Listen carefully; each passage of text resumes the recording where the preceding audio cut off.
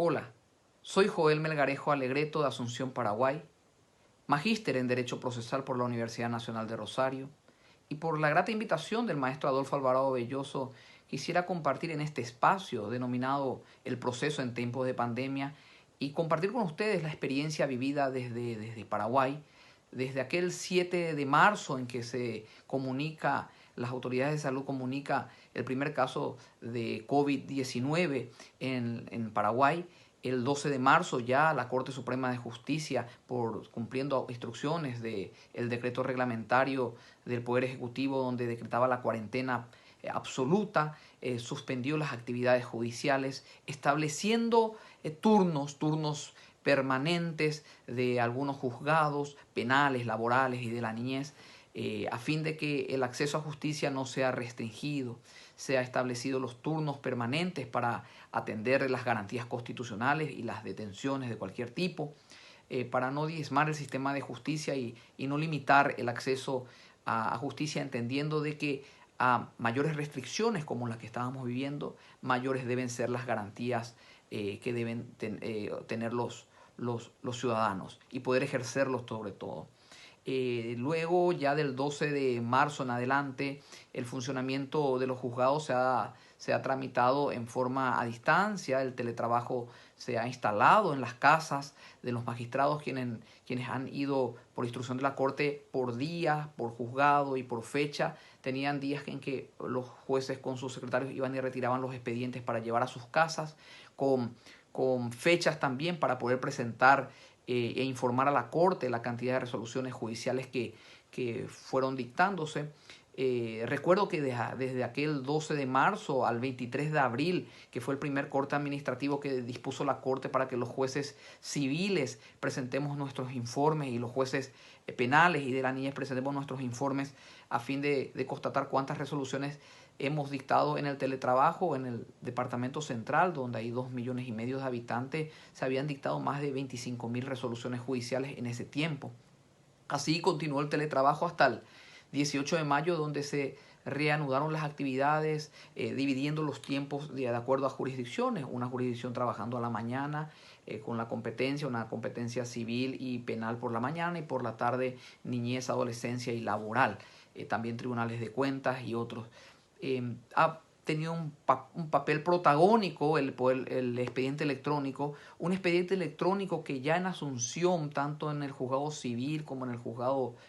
penales de garantías, ya se encontraba en funcionamiento desde aquel inicio en ese plan piloto del año 2017. El expediente electrónico ya cuenta y contaba en el momento de la cuarentena e inicio de la pandemia con convenios con la Oficina de Registros Públicos y otras oficinas estatales, donde en forma electrónica se enviaban los informes, las notificaciones electrónicas. Si bien es cierto, el expediente electrónico no regía en ese entonces en todo el país, la pandemia trajo a adelantar esta adecuación, donde no solamente en Asunción ya se tramitaba el expediente electrónico. A consecuencia de la pandemia se ha tenido que extender eso a Ciudad del Este, a la jurisdicción de Luque y San Lorenzo, yendo y avanzando de esta manera en los polos de mayor litigiosidad en el país. El expediente electrónico ha sido un instrumento a fin de evitar las aglomeraciones, a fin de evitar las concentraciones de personas y a fin de que el ciudadano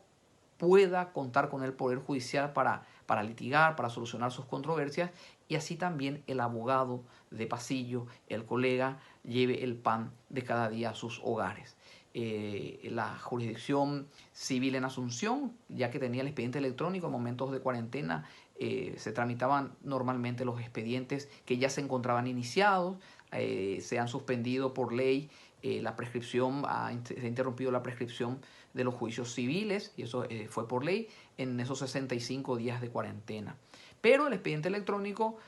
ha suplido esta necesidad de ir a tribunales, a litigar.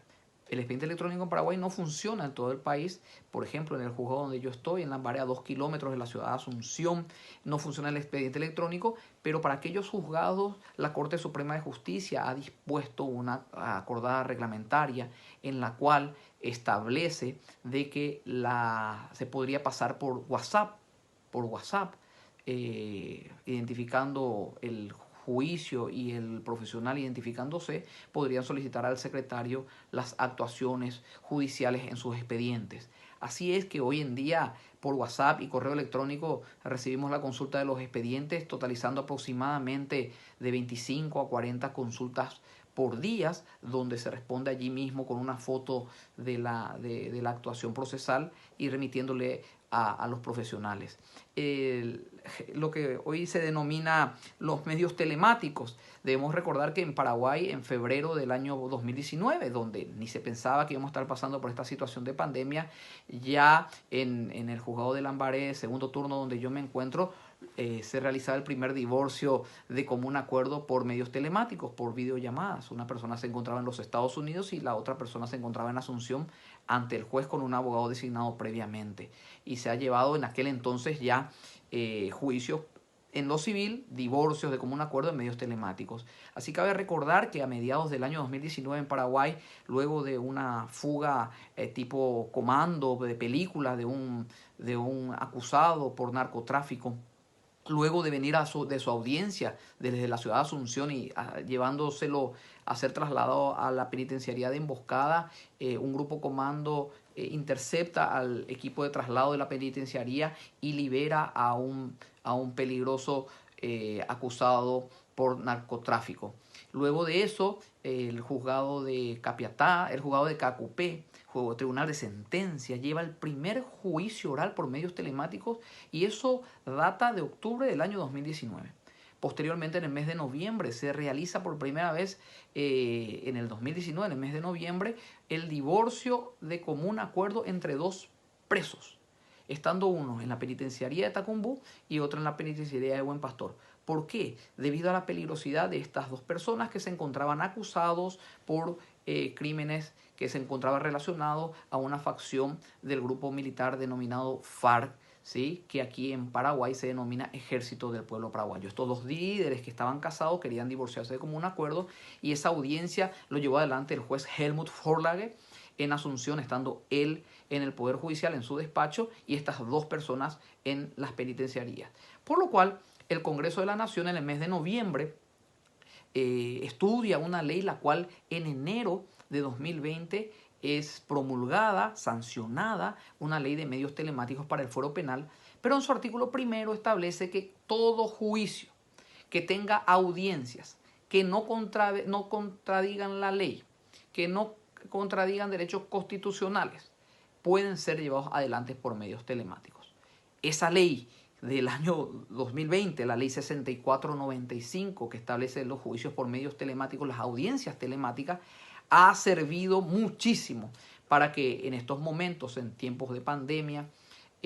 a fin de evitar el distanciamiento, se utilicen estas herramientas para determinadas audiencias. Ahora bien, ¿qué audiencias, sobre todo en el fuero civil, pueden ser llevados adelante? Bien, y son audiencias testimoniales, ¿sí? Pueden ser llevados adelante, aperturas de sobres de pericia, juramentos de peritos, ¿sí? Pueden ser llevados adelante. Los reconocimientos de firma de instrumento público para que sea válido para el juicio ejecutivo, siempre y cuando sea autorizado por la persona que va a reconocer, se puede utilizar ese medio. Si no, tiene que ser en forma presencial en el juzgado. La absolución de posiciones establece en la legislación paraguaya algunas reglamentaciones, algunos requisitos que hacen de que por lo menos el ponente esté en sede del Poder Judicial, porque establece de que el pliego de posiciones debe ser presentado sobre cerrado y asimismo de que el ponente debe presentarse ante el juez para la audiencia y en caso de no hacerlo tendría la sanción del silencio, que es la ficta, lo cual imposibilita hacerlo a no ser que él lo asienta y solicite por medios telemáticos, debido a que al no atender una llamada no podríamos declarar la ficta. Nos encontramos en un tránsito de evaluar situaciones procesales y no dañar las reglas del debido proceso. Se intenta en todo momento solicitar el acuerdo de las partes para utilizar los medios telemáticos y de esta manera evitar nulidades posteriores en el caso de que